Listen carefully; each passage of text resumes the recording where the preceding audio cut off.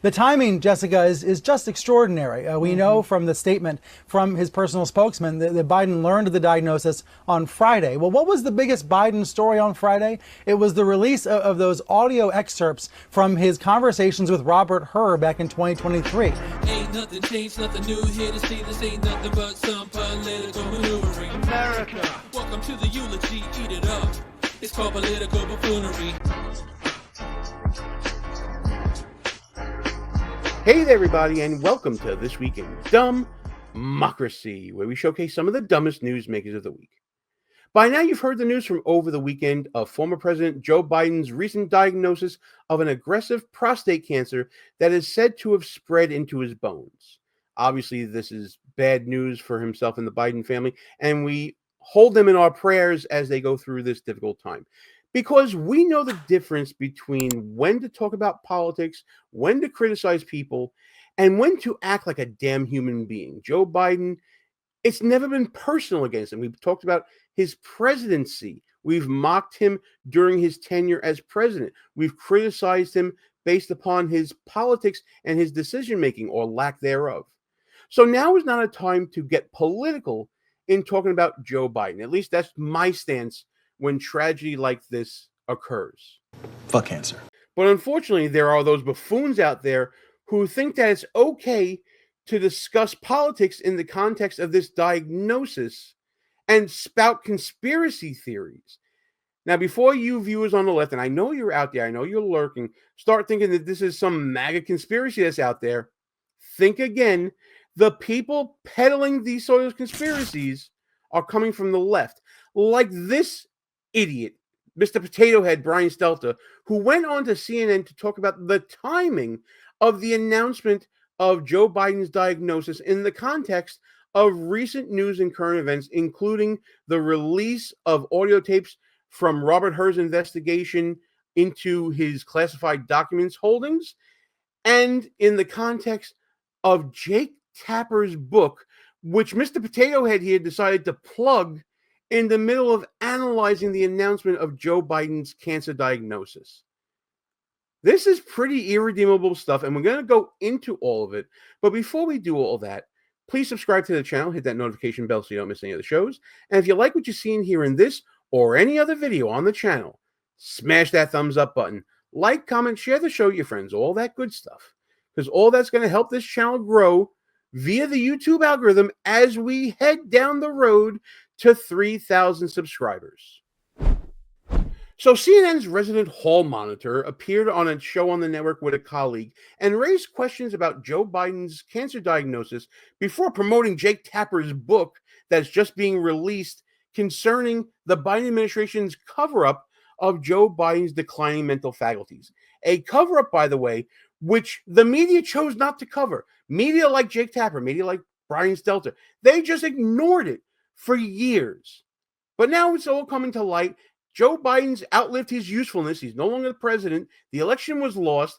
So now everyone's free to talk about it. And apparently, these irredeemable human beings like Stelter are able to talk about Joe Biden's cancer diagnosis and tie it into politics.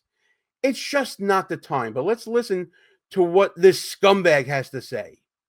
Look, this is breaking news that came just about 2 hours ago, and it is now rippling through, television media, online. How are people consuming this? How is it reaching people? And, I'm seeing some prostate cancer survivors, people who have lived with this disease, who have been through this, expressing support, both condolences, but also support and cheering Biden on as he faces this. The timing, Jessica, is just extraordinary. We know from the statement from his personal spokesman that Biden learned of the diagnosis on Friday. Well, what was the biggest Biden story on Friday? It was the release of those audio excerpts from his conversations with Robert Hur back in 2023. This was the audio that Axios obtained, almost certainly from the Trump administration, showing memory lapses. And you heard a lot of people on Friday talking about that audio being hard to hear, even excruciating to hear. And just for context, I'm going to take two very small snippets from over 5 hours of audio that Axios released. This is Joe Biden in this interview with Special Counsel Robert Hur discussing classified documents that were found in his possession. Was this memo, Mr. President, was this something that you consciously kept after your term as Vice President? Is this something that you wanted to hold on to? I don't recall whether did I have this? Was this in my possession, this memo? Yes, to give you some context for this, Mr. President, it was found in the front of this notebook that's on the first page, and the notebook was found in the library at the Lake House in one of the drawers in the cabinet. You don't recall? I don't recall how it got back. I mean, I don't recall how it got back in the book because I sent it to the president. I gave it to the president. And this looks like the original. I don't think maybe there's a copy made of it, but I don't think so. It was faxed, just to give you Oh, some okay, context. that's why. Yeah. All right, now I got it. Yeah. I wasn't sure whether I handed it to the president. It was faxed to the president, which I had the copy. Right. Okay. You had the original? Yeah, I had the original, and I just put it in the book, and that was it. Okay. Were you aware that you had kept it after your term as Vice President? Did you know that you had it? I don't know that I knew, but it wasn't something I would have stopped to think about. The reason I ask is it's been written about. Bob Woodward wrote about it in one of his books. Jules Whitcover wrote about it in his biography of you. So that's the reason I asked, is if it was something that you wanted to hang on to because it was going to be the subject of reporting or history. I don't want it to be subject to reporting, but I wanted to hang. I guess I wanted to hang on to it just for posterity's sake. I mean, this was my position on Afghanistan. And further, here's another snippet of Joe Biden sounding disoriented and struggling to remember basic facts about his own life, including his son, Beau Biden, who passed away. So during this time, we were living in Chambers Road, and there were documents related to the Penn Biden Center or the Biden, or the cancer from your shot, or your book. Where did you keep papers that related to those things that you were actively working on? Well,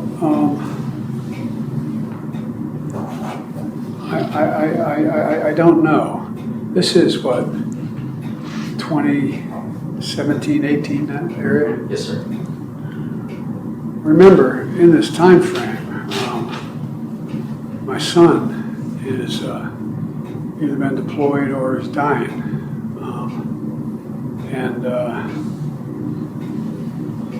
And so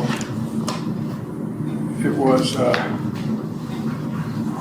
and by the way, there were still a lot of people at the time when I got out of the Senate that were encouraging me to run in this period, except the president. They're not a mean thing to say. I mean, he just thought that she had a better shot of winning the presidency than I did. And so I hadn't at this point, even though I'm at Penn, I hadn't walked away from the idea that I might run for office again. If I ran again, I'd be running for president. And so what was happening though, what month did Beau die? May 30th, 2018. was it 2015 he had died? 2015. I think it's 2015. I'm not sure the months are, but I think that was Yeah. That's right, Mr. President. And what's happened in the meantime is that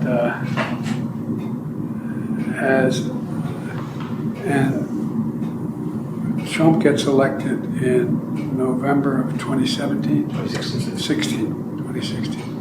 All right. So, why do I have 2017 here? That's when you left office, in January of 2017. Okay. But that's when Trump gets sworn in, then, Right. January. Right. Correct. Okay. Yeah. And in 2017, Beau had passed, and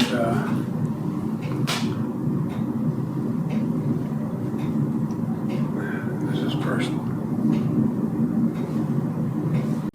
Like what you see so far? go ahead and smash that thumbs up button. Also, leave us a comment and tell us what you're thinking. And don't forget to subscribe so you never miss another show. Now, I kept those snippets as small as possible because this isn't about those tapes. You can listen to them at your own leisure.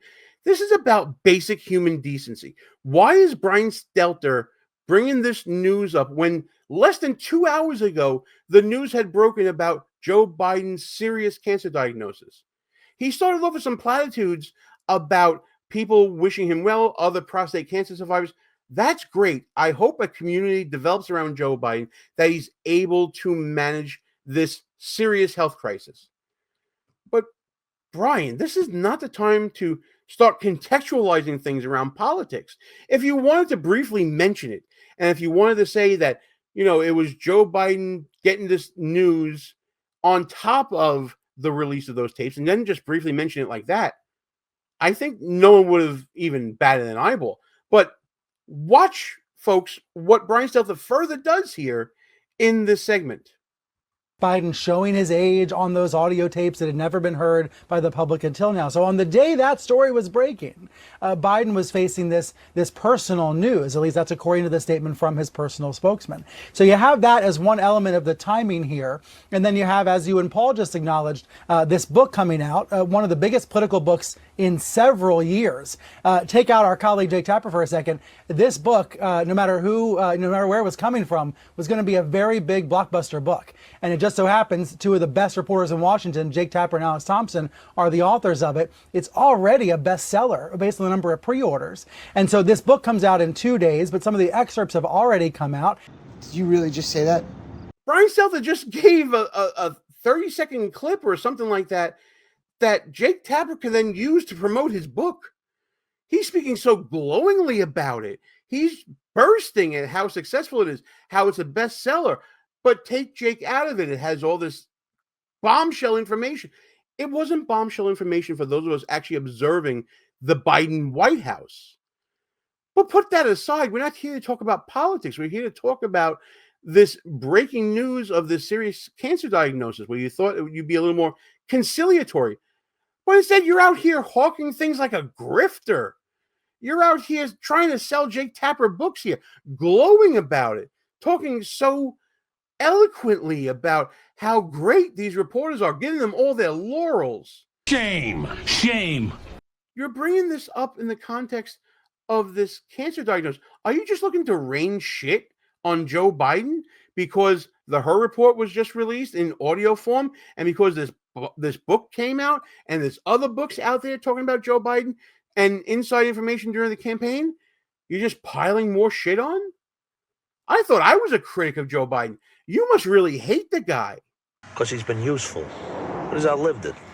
It's already a bestseller based on the number of pre-orders. And so this book comes out in 2 days, but some of the excerpts have already come out, and it's reignited this debate in Washington and beyond within the Democratic Party about Biden, about whether he should have run for re-election at all. So it seems to me, Jessica, this debate doesn't end at all, but it is briefly put on pause as a result of today's news. Now, is Brian Stelter trying to intimate that this news was strategically released? That it was done to stop political fallout? Political buffoons only see politics when they should be looking at real life. The real life circumstances here outweighs any need to mention anything about a friend's book or about any other political news out there that was already out there last year. In life, there's a time and place for everything. There's a time to talk about politics, and there's a time not to. This was one of those times where Brian Stelter should have kept his mouth shut in talking about politics. When asked about the reaction to the then breaking news of Joe Biden's cancer diagnosis, Stelter started off the right way, talking about how people are rallying around Joe Biden, how they're offering their support, how they're offering their prayers. But then to go into your colleague's book and to go into news released by Axios, this audio of this report, there was no need to go into all that. There was no need to contextualize the timing of a cancer diagnosis with politics. There's no good time to announce a diagnosis of that magnitude. There's no good time for anyone. But to then try to intimate that it was politically strategic of Joe Biden to release that information over the weekend, that's simply buffoonish hackery coming from a journalist, quote unquote, whose brain never shuts off on politics. I criticize Joe Biden as much as anyone, probably more than most. There is no reason to talk about what's going on with him with this diagnosis. If it wasn't for Brian Stelter, I wouldn't even be talking about this diagnosis or anything political in the news about Joe Biden because it's in bad taste. But I must call out this asshole for doing what he did. It's completely wrong. The test for me is, if you don't want this happening to a member of your family, then don't do it to somebody else. Would Brian Stelter want his family member's cancer diagnosis to be brought up in the context of one of his recent diatribes about Donald Trump? I don't think so. And frankly, I wouldn't. I'm not trying to put myself up on a pedestal here. I'm just saying that you have to have standards in your life that go beyond political gotchas, political tribalisms, and owning the other side. Some things should be sacrosanct. This is one of them. But listen, that's just my opinion about all this. Do you think that when news breaks about unfortunate health scares and things like this, that talking about politics and contextualizing it in the political world is inbounds? Let me know what you think in the comments. And as always, like and share this video with your friends, subscribe to the channel, hit that notification bell so you don't miss any other shows. I'm really interested to hear what you think about all this. I think that there are certain things you just don't do in public life. This is kicking Joe Biden when he's down, in my opinion, and it's coming from his own side. Seems like his own side has been truly against Joe Biden, taking their shots for his choice to remain on the ballot up until the time he wasn't, and it seems like the gloves are off against the former president. Let me know if you agree with me. Let's discuss this video and all the other shenanigans and buffoonery happening every day this week in DUMBmocracy.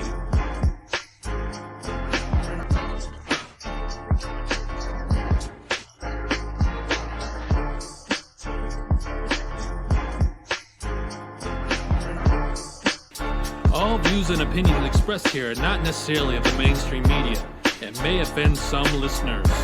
It's called political buffoonery.